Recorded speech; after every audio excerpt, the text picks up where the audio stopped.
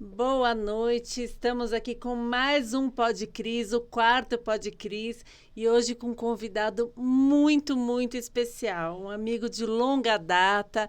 E pessoal, todos os pré-requisitos dos nossos sonhos.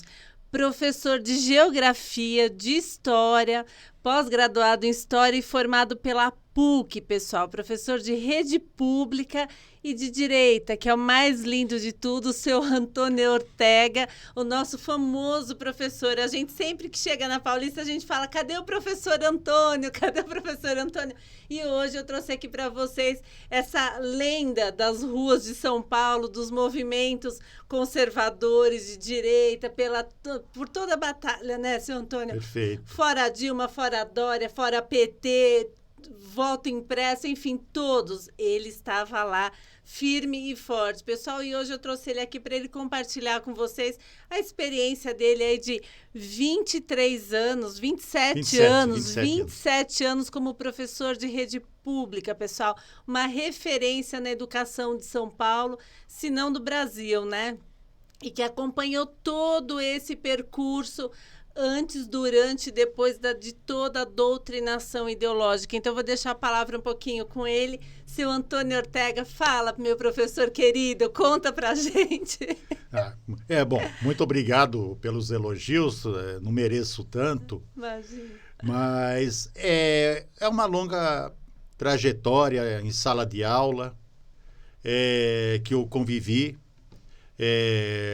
tentando passar um pouco da experiência aos nossos jovens a respeito da verdadeira geografia, verdadeira história, a verdadeira história do Brasil, que infelizmente está a ser destruída pelas ideologias de esquerda, que comprometem, inclusive, o que os nossos antepassados fizeram de melhor por esta pátria, para que há 200 anos atrás viesse a ser independente dos laços com Portugal e partir para ser uma grande potência.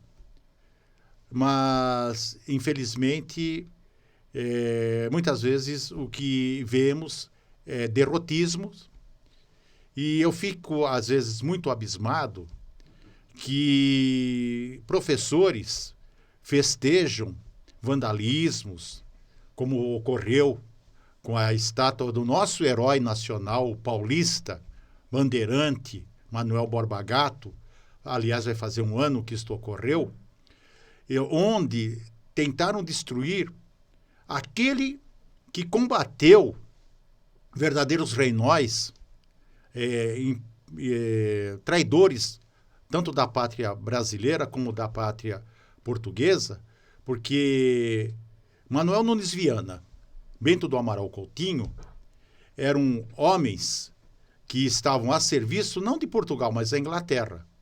E o nosso bandeirante, que nem português falava o idioma de São Paulo, para muitos que talvez não saibam, São Paulo teve um idioma oficial, o Nhengatu, uma referência indígena com misturas portuguesas, que foi o nosso idioma durante muitos anos. Uhum. E só deixou de sê-lo a partir de 1822, com a independência do Brasil, onde o nosso idioma nacional tornou-se o português. Mas vejam, o nosso Manuel Borba Gato combateu esses reinões para que o nosso ouro de Minas Gerais não fosse roubado. Uhum. Então, fico triste quando nossos alunos não conhecem a verdadeira história de São Paulo, a guerra contra os emboabas, que eram os reinões que vinham a fiscalizar a saída das nossas riquezas via Lisboa para chegar a Londres, que, aliás, culminou com a Revolução Industrial da Inglaterra. E isso entristece, porque é uma parte da história do Brasil que está a ser destruída. Isso, exatamente. E aí, pessoal, eu fui formada, eu estudei minha vida inteira em escola pública, né? Mas na década de 70, na década de 80, e lá a cultura ainda era passada para os alunos de uma outra forma, né? Nós que temos o benefício de ter nascido um pouco antes, né, seu Antônio? Isso. Eu já estou com meus 70 anos de idade. Mas eu estou jovem, viu? Mas o que hoje, pessoal, passou a ser um privilégio. Quem teve a graça de ter nascido em outras décadas, em outra época, a gente pegou uma educação em que o que era priorizado na escola estadual é a educação. Eles só queriam que a gente aprendesse a história do jeito que ela era na maioria do tempo. Sempre teve uma certa distorção, mas muito menos antes. Então, assim, era prioridade a gente praticar esportes, era prioridade a gente aprender a respeitar os professores, os pais, os policiais, né? As autoridades em geral. E aí, pessoal, por que eu trouxe seu Antônio aqui? Porque em 27 anos de sala de aula, ele pegou tudo que vocês puderem imaginar das consequências e do processo da doutrinação ideológica. Por isso que a gente colocou esse tema, por isso que eu peço para vocês compartilhem esse podcast. Pessoal, eu ia falar live pelo hábito, mas compartilhem esse podcast porque é importante que as pessoas entendam e peguem, né, o relato de alguém que esteve em sala de aula. Então, eu imagino, seu Antônio, que assim, na década no ano 2000, quando o senhor começou a entrar em sala de aula, um pouco antes do ano 2000, as crianças tinham ali todo um respeito, né? Tinha toda uma admiração pela imagem do professor, tinha todo um respeito pelos pais. E o que eu vejo tanto no meu consultório, quanto o senhor deve ter visto também em sala de aula, é isso, é uma desconstrução em alta velocidade de todo o processo de educação, de respeito, de admiração pela imagem do professor como alguém que está ali para compartilhar o saber. Eu, por exemplo, senhor Antônio, eu tive um colega meu de faculdade que teve um dedo quebrado por um aluno em sala de aula, né? Já vi vários professores que sofreram violências graves, cadeiras arremessadas, né, xingamento, aluno mordendo o professor. E a gente fala, puxa, melhorou alguma coisa essa concessão de liberdade que foi dada, de libertinagem, desculpa, né? Porque não foi liberdade. A gente pegou essas crianças e deu para elas o recado através da doutrinação ideológica, vocês podem tudo. Mas isso não fez delas crianças mais felizes. Hoje a gente vê crianças tomando remédio, crianças com crise de ansiedade, crianças sem ter um papel, sem acreditar em Deus, sem acreditar ali na imagem dos pais como alguém que possa cuidar delas, né, senhor Antônio? Perfeito. Eu gostaria que o senhor contasse, assim, na parte prática, quando o senhor entrou na sala de aula 27 anos atrás, e até o ano passado o senhor ainda estava na ativa, né? Isso. Então, assim, nesses 27 anos, o que o senhor me conta, o que o senhor conta para o público que mudou, né? De 27 anos até o ano passado. Como foi? Olha, a principal mudança ocorre quando professores, supervisores de ensino, diretores, começam a querer dizer para os alunos que a existência de Deus, ela inexiste. O Estado brasileiro é laico. Então, não existe Deus na família, no ser humano, tudo é dirigido pelo laicismo. E aí entra como principal produto desse laicismo o gramscismo, que passa a ser um modelo de ideologia e de educação para que os nossos estudantes comecem a ver um mundo totalmente distorcido. Sim. O certo é o filho não respeitar o pai, o certo é você não falar em Deus, o certo é você não trazer uma Bíblia para a escola, o certo é não orar na sala de aula, o certo é não cantar o hino nacional, porque isto é coisa da época da ditadura militar. Falam que isso daqui é opressor, pessoal. Isso daqui é essa bandeira linda que representa a nossa pátria, a nossa soberania, nossa esperança em dias melhores, né, seu Antônio? Perfeitamente. E ensinam que isso daqui, que Deus, que a família, que a ordem, que a higiene, enfim, né, que o amor ao próximo, tudo isso está em desuso. E não está, né, seu Antônio? Exatamente. Então, quando entre essa falação toda, esse falatório gramscista, tudo muda. Nós vemos as escolas destruídas. E outra coisa, a polícia militar não pode entrar nas escolas. Olha isso. Tá? Agora, o que vemos muitas vezes próximo dos arredores da escola é alguém passando algo ilícito Sim. para os nossos jovens que perde-se na vida. Os nossos estudantes não sabem, por exemplo, que esta estrela aqui acima da leitura Ordem e Progresso, desses dizeres, aqui representa o estado do Pará. Aliás, nem querem saber, porque os próprios professores, muitas vezes, falam que isso não tem importância. Então, quer dizer, no momento que a própria questão do verde e amarelo, né? O que representa o verde na bandeira do Brasil, o que representa o amarelo, é totalmente distorcido. E o verde e amarelo, para quem desconhece ou conhece bem, ele já existe desde o dia 18 de setembro de 1822, quando foi instalada a primeira bandeira do Brasil, que é a bandeira do Império, que é onde o verde representava a dinastia de Bragança, ligada a Dom Pedro I, e o amarelo a imperatriz Maria Leopoldina, da Casa da Áustria-Hungria, da dinastia Habsburgo. Isso os professores têm vergonha de dizer. Mas o nosso verde e amarelo é uma constante desde o nascimento do novo Brasil, daquele que se liberta das amarras das cortes de Lisboa, que não queria uma unidade entre Brasil e Portugal.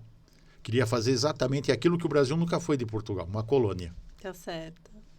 Se alguém quiser saber por que o Brasil não foi colônia, eu explico com mais detalhes. Temos aqui, olha, pessoal, o Google não sabe de nada perto do seu Antônio. Vocês vão vendo que aqui é a lenda viva. O seu Antônio é uma pessoa, pessoal, que eu conheci, acho que em 2016. Isto, exatamente, numa grande manifestação na Paulista. Isso, e é uma pessoa que, assim, a gente sempre teve muita empatia e muita admiração, acho que mútua, né, seu Antônio? Sim. E ele, assim, muitas vezes eu não entendia alguma situação, eu consultava ele, e muitas vezes ele me chamava durante a semana, ele falava assim, olha, tá acontecendo problema, por exemplo, do Borba Gato, ele me procurou na época, várias, né, cartazes pela escola, que eram de temas que não eram pertinentes à educação, as situações, enfim. E a gente acho que sempre teve, né, seu Antônio, um no outro, uma identificação onde a gente fala, puxa, ele entende o que eu estou dizendo, e vice-versa, né? Isso. E que é muito difícil, porque nessa desconstrução de valores, eu acredito que não só nós, né, mas todos vocês aí em casa que agora pararam, que estavam fazendo para assistir esse podcast, acho que todos vocês, assim, tem momentos que vocês vão conversar com amigo de vocês, com vizinho, com familiar, né, com qualquer pessoa, e vocês falam, nossa, essa pessoa não está me entendendo, né? E aí é libertador quando você consegue encontrar alguém que tem as mesmas questões, tem as mesmas dores, tem as mesmas angústias que você. E aí você fala, nossa, que bom falar com alguém que me entende, né? E o seu Antônio é uma dessas pessoas que sofre das mesmas coisas que eu, né, seu Antônio? Perfeito. Eu acho que eu no consultório, ele na sala de aula, mas eu também entristeci muito ao longo desses 20 e poucos anos de carreira, onde eu vi jovens cada vez mais sofridos, famílias cada vez mais desconstruídas. E aí a gente fala, meu Deus, o que fazer? Né? E por isso até que a gente foi, não era a nossa profissão, mas a gente foi se aproximando da política. Exato. Justamente pela tentativa de desfazer todo o mal feito, né? Perfeito. De você olhar e falar assim, não, pera, o que eu posso fazer para ajudar? E aí a gente vê, né, seu Antônio, a gente vê a política em si, a política que a gente lutou tanto para tirar, preocupada com questões pessoais, com enriquecimento. com desconstrução, com dias aí que não tem nada a ver, que não ajuda em nada a população, comemorar dia do, sei lá, de qualquer coisa, né? Comemoração de qualquer dia aí que não ajuda em nada. E aí a gente começou a falar assim, puxa, algo tem que ser feito, né? E ninguém vai fazer por nós, é a gente que vai ter que arregaçar as mangas e resolver, né, seu Antônio? O seu Antônio, assim, ele é de família portuguesa, a gente fala que ele é português, mas até um orgulho para mim. Até um pouquinho de sotaque, o jeito, a cultura dele é muito portuguesa, legítima, perfeito, né, seu Antônio? Mesmo. E aí, assim, eu não sei da história dos seus pais, mas eu imagino por que seus pais tiveram que sair de Portugal e vir para o Brasil, né? Por que muitos países, pessoal, hoje a gente tem aí os bolivianos que tiveram que sair da Bolívia e vieram para o Brasil. Da Bolívia eu respondo, né? Perfeito. O comunismo tomou conta, eles perderam espaço na pátria nossos irmãos deles. Venezuelanos, inclusive, que cá estão e... às vezes até eu ajudo alguns que ficam lá próximo eu vou ao mercado e vejo muitos desses venezuelanos a pedir auxílio e o que às vezes eu tenho ajuda um pouco, porque corta o coração eles estarem ali a esmolar e estão a passar fome. E um dos países mais ricos, né, seu Antônio? Exatamente, o país mais rico. Com alta produção de petróleo, um povo lindo, um povo saudável, alegre, e que teve a soberania arrancada deles em nome de uma doutrina cruel, exatamente, né, e sanguinária. Que façamos de tudo para que ela não volte a imperar em nosso Brasil. Falando um pouquinho de geografia, seu Antônio, de história também. Essa semana a gente teve a triste notícia, né, que a Colômbia teve aí a eleição, né, ganha por um, né? Por um terrorista. Por um terrorista, obrigada. Um terrorista. Desculpa a sinceridade, mas um homem que em um determinado mês de 1985, eu lembro do ano, não sei qual... o famigerado M19, Movimento 19 de Abril, a mando do narcotraficante Pablo Escobar, invade o Ministério da Justiça em Bogotá e simplesmente comete um dos maiores massacres, exterminando juízes que estavam a promover uma penalização ao Pablo Escobar. Incendiaram o próprio Ministério da Justiça. Foi praticamente um conflito assim, próximo a uma guerra civil, onde mais de 100 pessoas foram massacradas.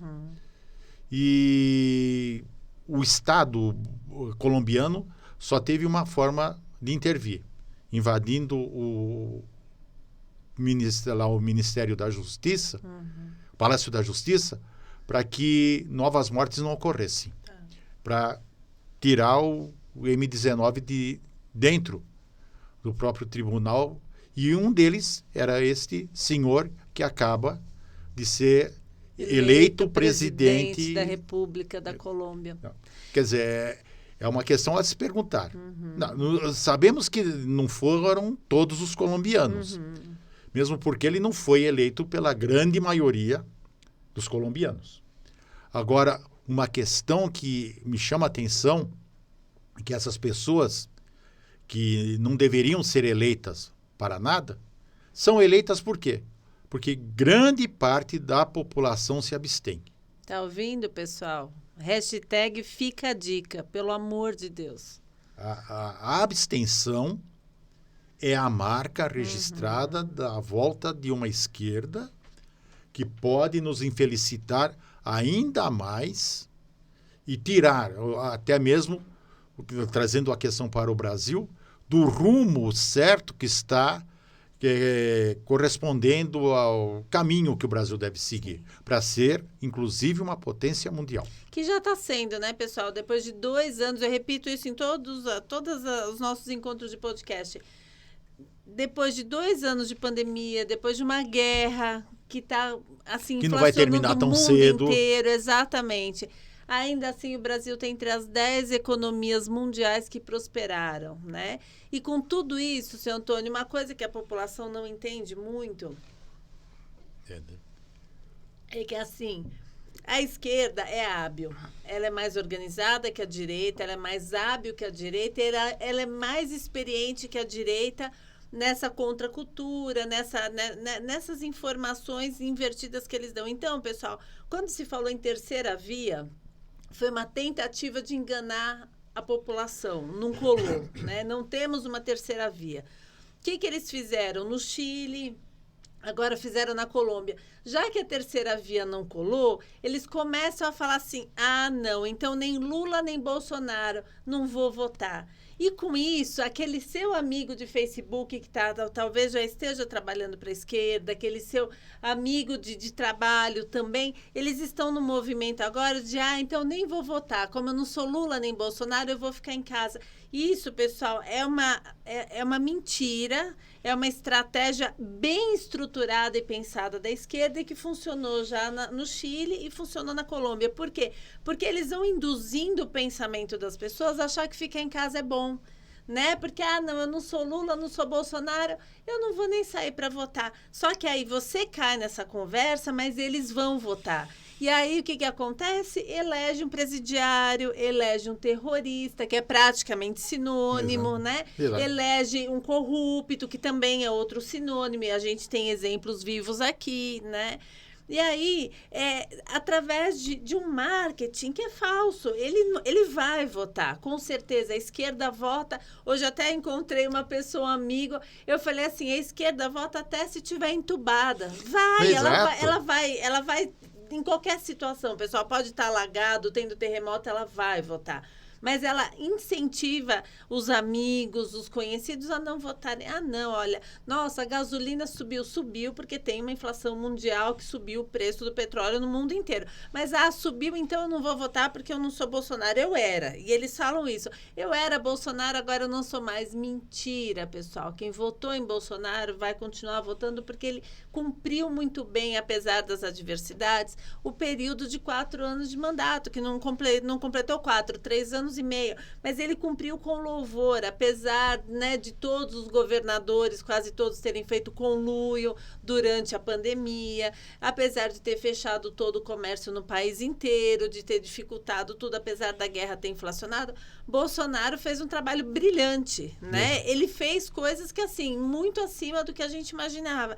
Então, quando alguém fala, eu votei e não votava mais, mentira. Ele é de esquerda e ele está te levando nessa conversinha mole que o colombiano talvez tenha caído, né? Que o chileno talvez tenha caído e que...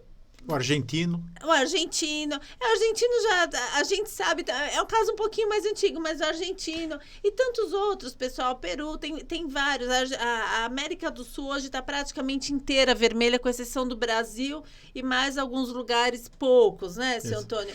O Paraguai, o Equador e o Uruguai. Isso, o resto, o pessoal tudo esquerdista, tudo veja o que está acontecendo no Equador. O presidente local... ele está com muitas dificuldades em se contrapor ao crime organizado que toma conta do país e as entidades de direitos humanos, né, contrárias ao presidente, porque imagina que a forma que ele está a reprimir o crime organizado é muito violento. Tá vendo, pessoal? É isso. Por quê? Porque a esquerda, né, seu Antônio, aliás, se apoia no crime. Exatamente. Se apoia no famigerado Foro de São Paulo, que é a destruição da nossa educação, que é a destruição da nossa sociedade, que é a destruição de Deus, da pátria e da família. E extinção da liberdade acima de tudo. Liberdade de pensamento, de expressão, de legítima defesa. Pessoal, a esquerda só tem um ser superior, para não falar um Deus, porque não é um Deus, é o Estado. É o Estado acima de tudo e de todos. Então, o filho não pertence à família, pertence ao Estado. O pensamento não pertence ao indivíduo, pertence ao Estado. Se o Estado diz, você não vai pensar isso, você não vai falar isso, ele vai impor a força, se precisar, como a gente viu na Venezuela, milhares de pessoas, inclusive de crianças presas em porões, porque...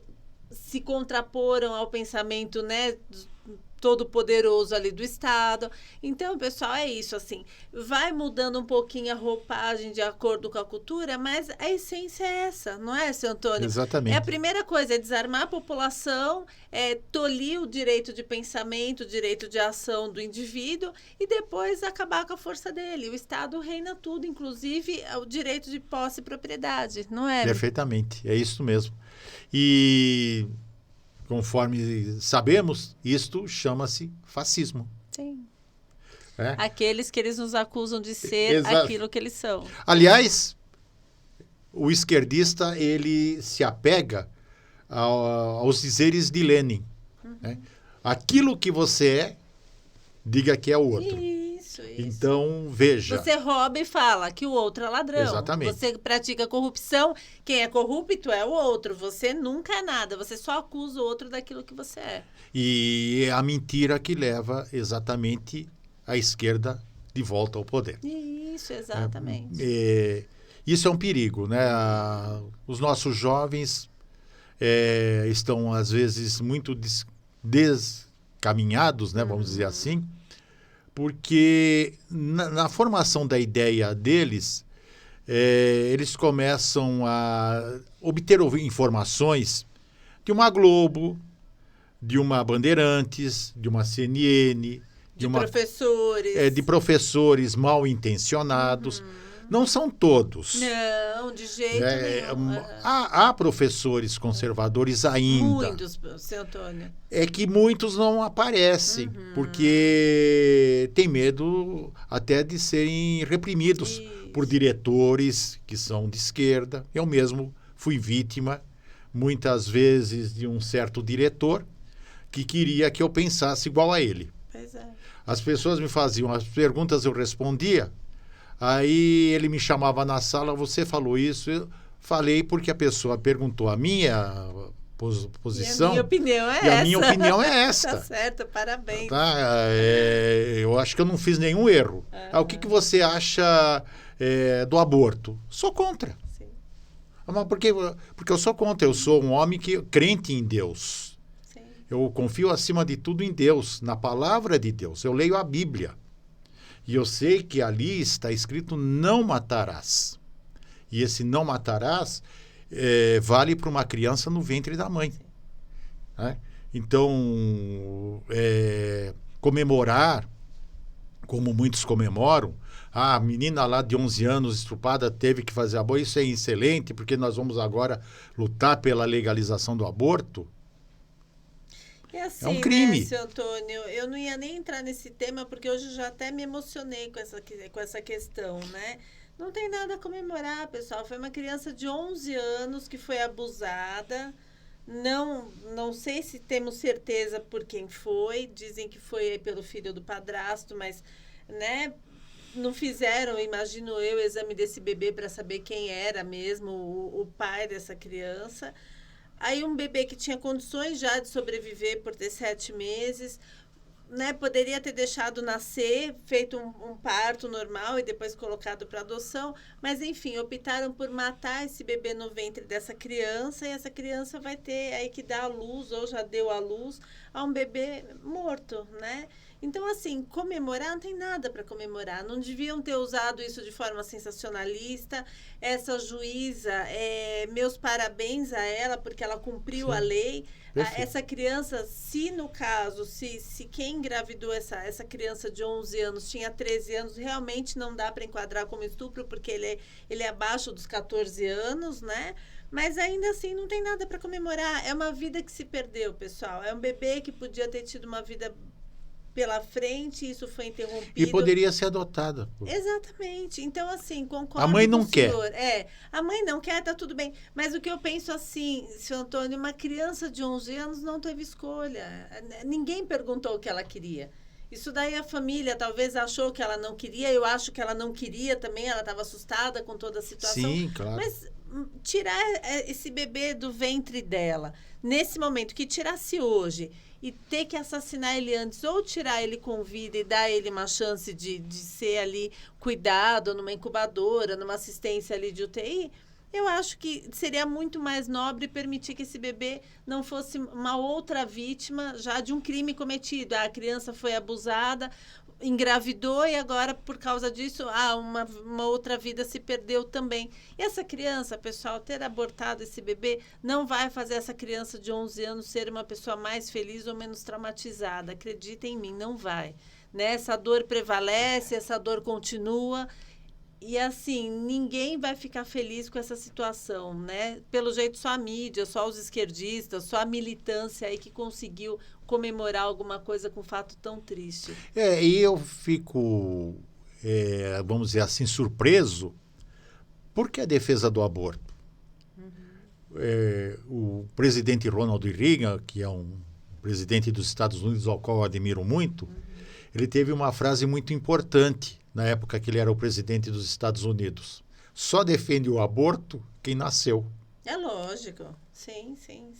Só defende o aborto quem não foi abortado. Se tivesse sido abortado... Não estava a defender o aborto.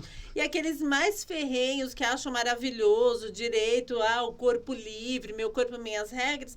Se a mãe desse indivíduo tivesse pensado assim, ele não estaria ali para falar isso, né? Exato. Então, eu acho que a vida é acima de tudo e acho, sim, que a pedofilia, o estupro, o abuso tem que ser duramente punido, sabe, Perfeitamente. E eu falo assim, quem obriga uma mulher a fazer algo contra a vontade dela é um criminoso, sim, tem que ser duramente penalizado.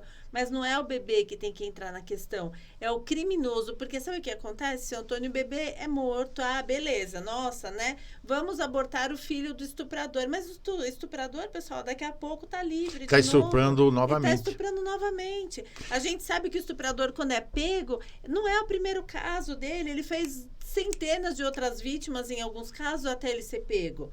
Né? Então, assim, por que a gente fala tanto do direito ao estupro e não fala quase nada do estuprador? Não é? Exato.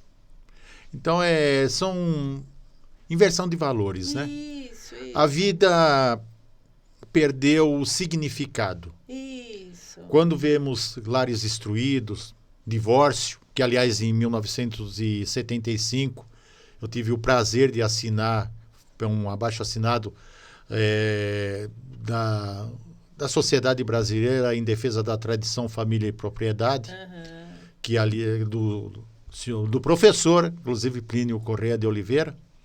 Eu assinei e ajudei algumas pessoas também a assinarem para que o divórcio não fosse permitido no Brasil. Infelizmente, foi aprovado pelo Congresso Nacional na época. E hoje o que se vê, depois de praticamente 50 anos dessa aprovação dessa lei fatídica, né? Lares destruídos, jovens destruídos, que vão para a escola destruídos, destroem o patrimônio público que é a escola, não aprendem nada, são agressivos, agridem os seus semelhantes, agridem professores, agridem policiais e agridem. Né? Por quê? Porque as famílias estão simplesmente desestruturadas. Sim. E assim, senhor Antônio, eu vou trazer um convidado aqui muito interessante, eu admiro muito ele, doutor Álvaro Paiva, semana que vem, e hoje ele fez uma postagem que me colocou para pensar, né? Ele fez uma postagem, assim, até se ele estiver assistindo a gente, um abraço, doutor Álvaro, eu te espero aqui semana que vem. E aí o doutor Álvaro fala assim, quando vocês estiverem no shopping, observem que é cada dia mais raro um avô estar acompanhando uma família. Normalmente você vê o pai e o filho, mas quando você vê o avô também, observa que esse avô está vestido de avô, ele está normal, está ali com uma camisa, uma calça, mas o pai, muitas vezes, ele se confunde com o filho. Né? E a gente vê muitas vezes as mães também se confundindo com a filha, né? E aí você vê a mãe às vezes competindo quem tá com a saia mais curta, quem tá com o decote maior. E assim, seu Antônio, nada contra o decote, ou a saia, ou a roupa do pai, não é isso. Mas os pais de hoje, eles perderam um pouco o papel de pai, tá? Então, acho que independente do divórcio, da separação, ou de ser viúvo, ou de criar um filho sozinho, os pais têm que entender que acima de qualquer coisa eles colocaram uma vida no mundo e eles têm que manter o papel de pai deles, de provedor, de centro da família. E hoje a gente vê que não, que tem muita mãe que larga o filho, muito pai que larga o filho para ir para balada, para namorar muito. Então, pessoal, pode namorar muito, pode ir para balada, mas antes de qualquer coisa, vocês têm que manter a consciência da educação do filho, né? De prover a educação da sua família. E é uma coisa que eu acho que se perdeu um pouco, né, seu Antônio? Muito, muito. Olha, eu observava muito nas reuniões de pais com os professores que muitas vezes não era a mãe do aluno, não era o pai, e ele simplesmente falava, olha, eu vou conversar com a mãe dele, porque eu não sou o pai, e eu vou ver o que ela pode fazer. Mas eu falei, mas o senhor mesmo, não sendo o pai, mas convivendo, o senhor é o pai, o senhor está fazendo o papel do pai. Papel de pai, sim. Pouco importa se o senhor... Se é o avô, se é o padrasto, exato, né? Sim. Não, é conversar. Não tem nada que agredir, não tem nada que... É conversar. Isso. Todos merecem respeito. Isso. Né? E quando não era o pai, ainda pior que o aluno, né?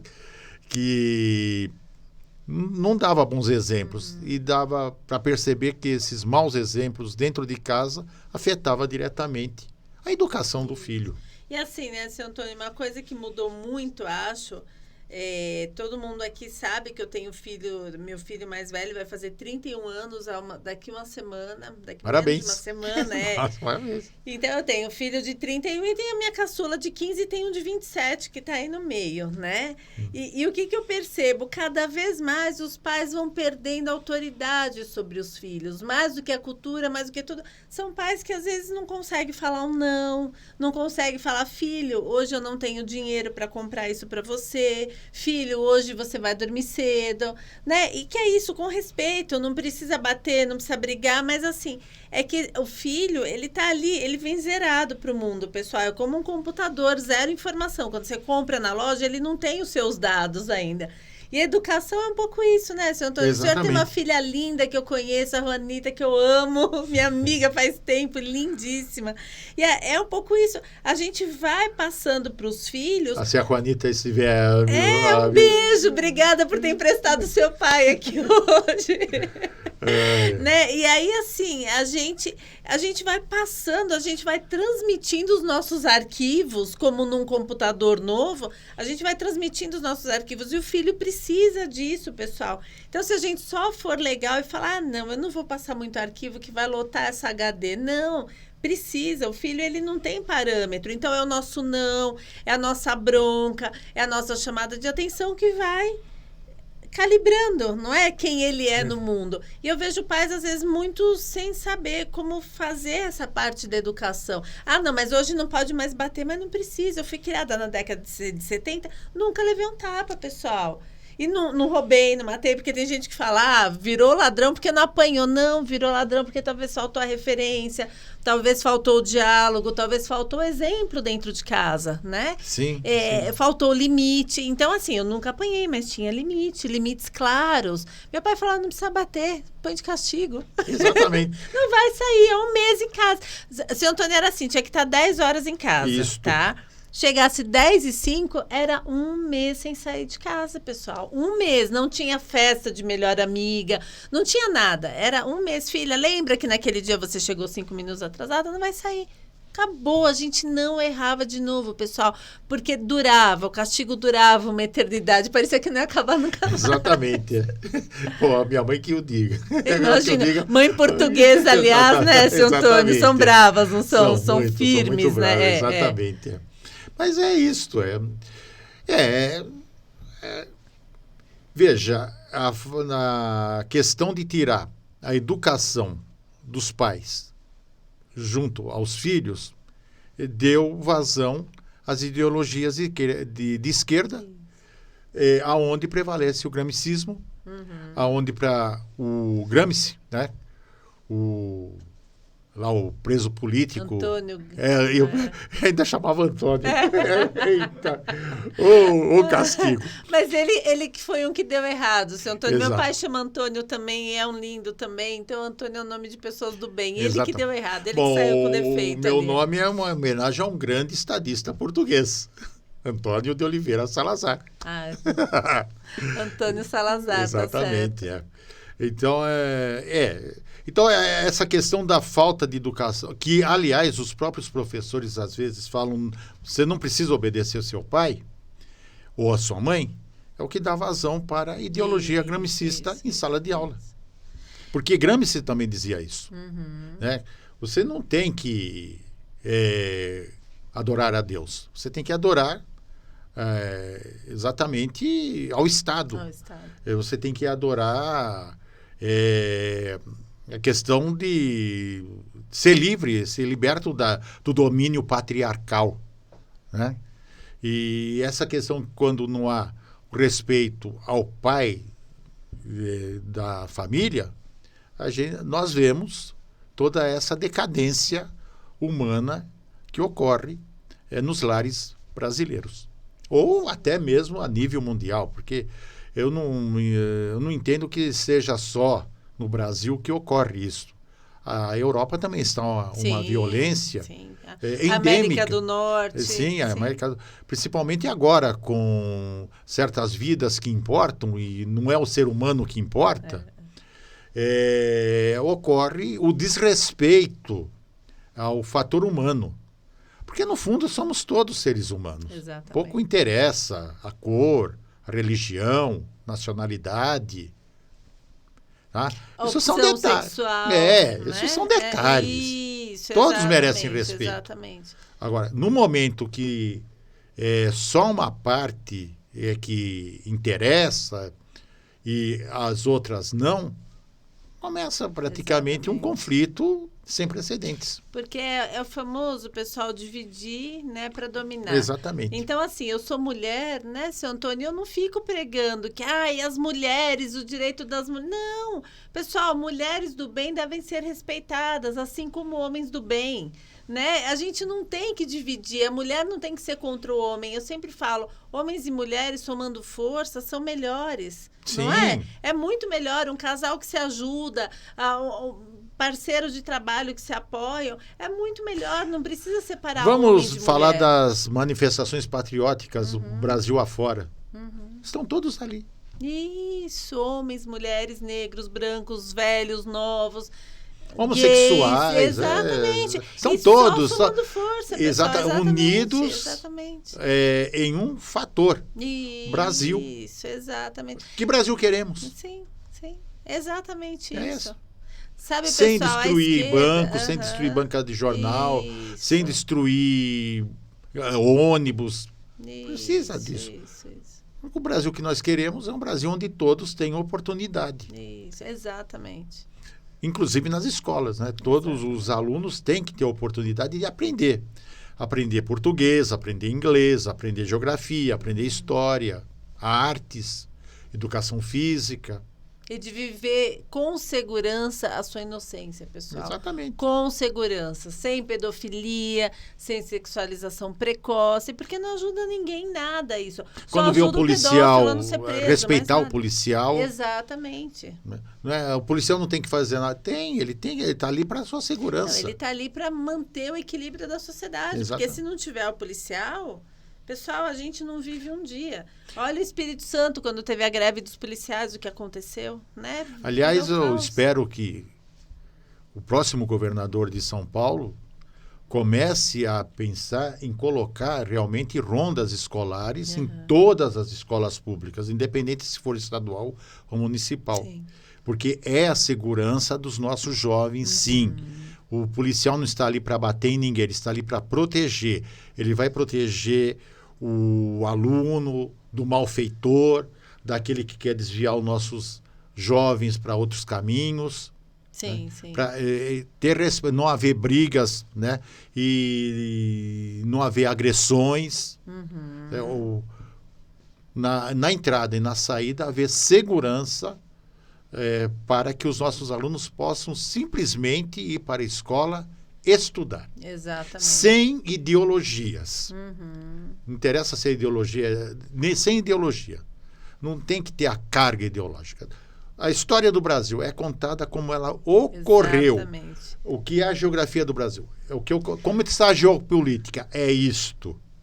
A gente fala em transmissão do conhecimento, pessoal. Isso. Transmissão. O professor é um transmissor do conhecimento. Se ele reverte toda a informação, mistura tudo, enche de mentira, ele não está transmitindo nada. Exatamente. Ele está fazendo, ele tá fazendo uma confusão na cabeça da criança. É exatamente isso. Eu falo, o que é o ato de ensinar? É pegar algo do jeito que aconteceu e transmitir. Falar, olha, foi assim que aconteceu. Agora, ficar colocando em livro de história, que é o que a gente vai ver, que Bolsonaro é genocida, por exemplo, pessoal, o que é um genocídio? Vocês sabem o que é um genocídio? Bolsonaro, ele salvou milhões de vidas, principalmente quando ele tomou atitudes ali de auxílio emergencial, quando ele deu o suporte necessário ao país que estava sofrendo. Sim. E conseguiu, e equilibrou, e pavimentou a estrada, e melhorou a saúde, né? Então é isso, assim, só que a gente sabe que os livros de história daqui, se já não estão contando isso, vão contar um monte de mentiras que não é o que aconteceu, é o que a hashtag Globo Lixo falou, que é o que saiu aí na mídia impressa, ou seja, mentiras. Mas a gente sabe que vai isso daí para os livros, principalmente dos autores mais doutrinadores, né? Por isso que é importante uma reforma na nossa educação. Isso. Aliás, eu diria que a escola pública, a escola particular, tem que ter a presença do empresário na nossa educação. É ele ser o responsável por formar o nosso aluno, não é o Estado. O aluno vai pagar? Não. O aluno vai ser incentivado a estudar. O próprio empresário pode, junto com o Estado, então, nesse caso, investir na educação e até ser responsável, por que não, pelo salário do professor, que não deveria receber um salário do estatal. Deveria ter o seu mérito por ter ensinado com muito destemor a formação do nosso aluno. Sim, não sei se você está me entendendo. Sim, privatizar a educação.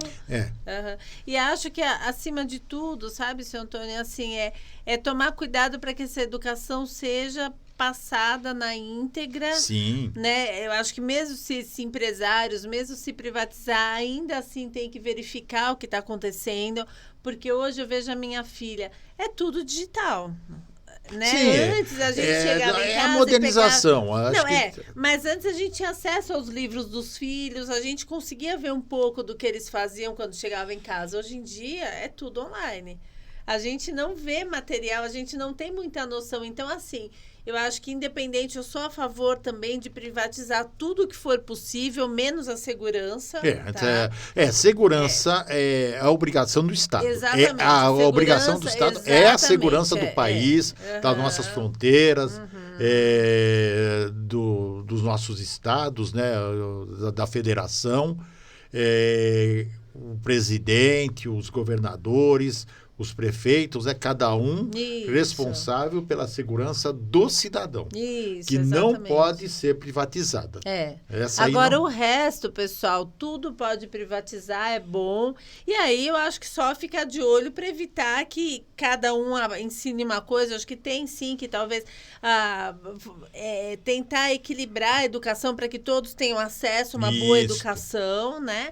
Mas acho que a educação é o que leva um país para frente. Exatamente. E mais do que a educação, seu Antônio, que eu sou muito a favor, meu filho foi atleta por muitos anos, eu falo, além da educação, a educação também no sentido do esporte, das artes, da música, tudo que puder aumentar as potencialidades das crianças é bom para o desenvolvimento, é bom para a capacidade, é bom para ter foco. Hoje o jovem ele não tem com que gastar energia. Olavo Bilac, né, que falou, uma pátria se faz com homens e livros.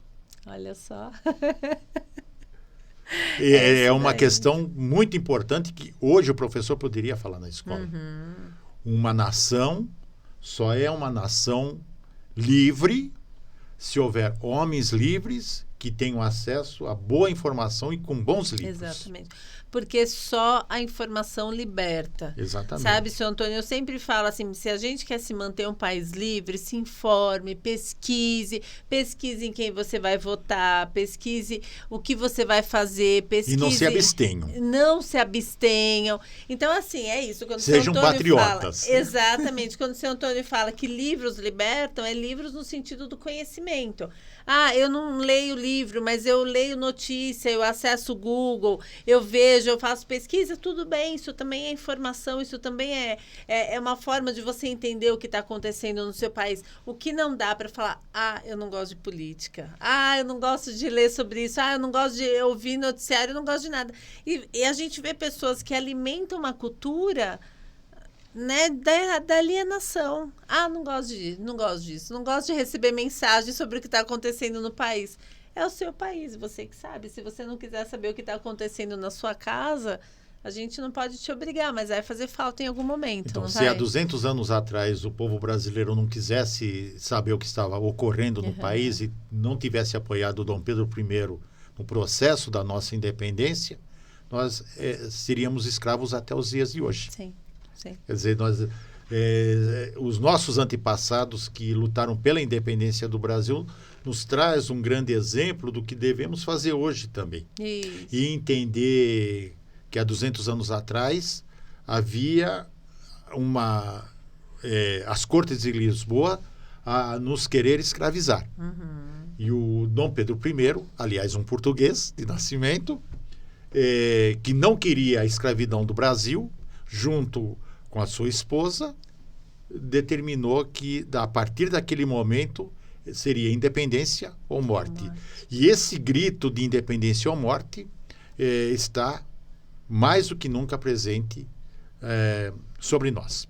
Aliás, com a vinda do coração daquele que nos libertou da opressão das Cortes de Lisboa, virá futuramente para o nosso Brasil e será integrado a cripta, creio, do lado onde está o Monumento da Independência. A reinauguração do Museu do Ipiranga, que eu estou ansiosa. Passei lá em frente ontem, pessoal, não vejo a hora. Mas não sei se vocês estão sabendo, o coração do Dom Pedro I virá para o Brasil nessas comemorações do nosso bicentenário. Tá, não sabia. Você sairá lá de Portugal e virá para o nosso Brasil. O que estava a faltar entre nós, o coração do Dom Pedro I. Quem sabe, né, pessoal, traz mais amor à pátria, traz mais amor à nossa história, né? Isso. E aí, senhor Antônio, é isso. O que a gente espera, né, do Brasil, das nossas crianças, da nossa população, é isso, que se nutra cada vez mais. Hoje eu estou aqui toda vaidosa com a minha caneca nova. Aliás, só uma informação, aqui, né? Eu acredito que quem está nos ver já sabe que, na realidade, quem declarou a independência do Império do Brasil foi a esposa do Dom Pedro I. Olha só! A imperatriz Maria Leopoldina, no dia 2 de setembro de 1822. Tá vendo, pessoal? Vocês podem dar um Google ou pode dar um seu Antônio aqui. Ó, que quase a mesma coisa. E, aliás, também eu falei que não éramos colônia de Portugal. Éramos uma província ultramarina. Portugal nunca disse e nunca comprovou que aonde ele estabeleceu a sua forma de administrar fosse colônia. Era uma extensão do território português fora de Portugal. Era o além-mar. O além-mar, eu já ouvi esse termo. Então, nós tínhamos o Brasil, tínhamos Angola, Moçambique, todas parte do Império Português. Tá. Pertenciam a Portugal. É como então, se fosse nós éramos uma continuidade. Portugueses. Nós éramos portugueses do Brasil. Nessa concepção, sim. Éramos brasileiros, mas com os mesmos direitos do português que residia em Lisboa, no Porto, em Setúbal, com todos os direitos do Portugal continental. Olha só, pessoal. Professor Antônio Pode Cris também é cultura. Mas é isso, senhor Antônio. Te agradeço muito a participação. Eu acho, sabe, pessoal, que a gente tem que resgatar o nosso amor, a nossa fé, o nosso patriotismo e lutar por isso daqui, ó, pela nossa soberania. Porque, pessoal, a liberdade nos é tirada e não nos é devolvida. Então, a nossa luta é isso daqui, ó, para que não tirem da gente a nossa liberdade, não tirem a nossa soberania e, acima de tudo, pessoal, não entrem na nossa casa achando que podem dizer o que é melhor para os nossos filhos, o que é melhor para a nossa família, porque esse é o nosso maior alicerce. Por que eles tentam começar destruindo as crianças e a nossa unidade familiar? Porque quem não tem uma família para defender é muito mais maleável, não é, seu Antônio? Nós que temos filhos, netos, a gente briga por eles até debaixo d'água, né? Então, o que eles fazem? Eles tentam desconstruir esse amor de família, essa unidade familiar, para que sejam pessoas mais fáceis, mais vulneráveis e que não lutem tanto pelo seu amor à pátria, ao futuro. E é isso, né, seu Antônio? Exatamente. É por isso que a gente está nessa guerra. Vamos defender as nossas cores nacionais, o verde e amarelo. Isso. E o vermelho nunca. Nunca! Que... Vermelho só do lado de dentro, Exato. pessoal, do nosso sangue, da nossa fé e do nosso coração que bate com tanta força, né, seu Antônio? E confiar sempre em Deus, na pátria e na família. Isso. Porque na confiança em Deus, na existência de Deus, da pátria e da família, nós temos a promoção da nossa liberdade. Sim, sim, sim. Acima de tudo, então, pessoal, acho que é isso, assim, eu quis hoje trazer aqui um professor que entende, que sabe do que está falando e que sente, né, seu Antônio, até assim, eu acho que seus pais, quando vieram de Portugal, foi para buscar coisas melhores, mas eu falo, eu não quero que meus filhos tenham que sair do Brasil, sabe, que abram mão da terra natal deles hoje, porque não lutaram aqui. Então, o que eu sempre ensinei em casa, sabe, seu Antônio, hoje a gente tem que lutar pelo que é nosso. Sim, sim. Né? Eu não quero nunca que meus filhos, o Brasil não tem mais condição, eu vou para fora. Não, a gente tem que batalhar pelo que é nosso de direito aqui. Então, quem não estiver feliz aqui, que quiser um comunismo, puxa, Cuba está logo ali, vai para Cuba, vai para Venezuela. Aliás, é né? o que eu falava para muitos professores que elogiavam Cuba. Não é? Falei, professor, se Cuba é tão bom, por que o senhor não vai morar lá? Isso, exatamente. Puxa, tem Mar do Caribe, pessoal. Vocês gostam de comunismo? Lá tem comunismo. Tem um mar maravilhoso. Exatamente. Vai pra lá, As não é? praias de Havana, nossa, é uma maravilha. Os incomodados que se mudem, né, seu Antônio? Quem achar que aqui não tá bom, que devia ser assim, não pode ser capitalismo, tem que ser comunismo, vai pra Tem a Cuba, Coreia do tá? Norte, tem várias a Venezuela, opções. Isso, exatamente. Viu o Vietnã. E se quiser ficar mais isolado, ainda tem o Laos. Várias opções, pessoal, mas aqui, ó, nosso Brasil, ninguém vai tomar da gente, não. Obrigada, meu amigo, que Deus te abençoe, parabéns pela sua luta. Se eu decepcionei os ouvintes, eu peço desculpa. A gente só decepciona petista, seu Antônio, não tem, o nosso empenho está em dizer decepcionar a esquerda. Se eu não me fiz entender bem. Imagina, maravilhoso. Desculpe. Mas eu estou à disposição, inclusive para vir aqui outras vezes. Muito obrigada, pessoal. Mandem perguntas, a gente já combinou aqui. Mandem perguntas que depois a gente vai responder. Seu Antônio também tem livre acesso à minha página. Quem tiver perguntas, dúvidas, comentários, é uma alegria. Todo dia eu saio daqui, eu vou para casa ansiosa para ler o que vocês escreveram. Então, compartilha, escreve, manda pergunta, chama no WhatsApp. Aqui é 100% interativo, não é isso, seu Antônio? E Brasil... sempre. Brasil acima de tudo, Deus acima de todos. Obrigada, pessoal. Vamos confiar. Deus, pátria, família, nos leva à liberdade. É isso mesmo. Muito obrigada, pessoal. Semana que vem tem mais. Próxima quinta-feira, espero vocês às 21 horas no Pode Cris. Obrigada, uma boa semana e fiquem com Deus. Obrigada, seu Antônio. Pode Cris aqui.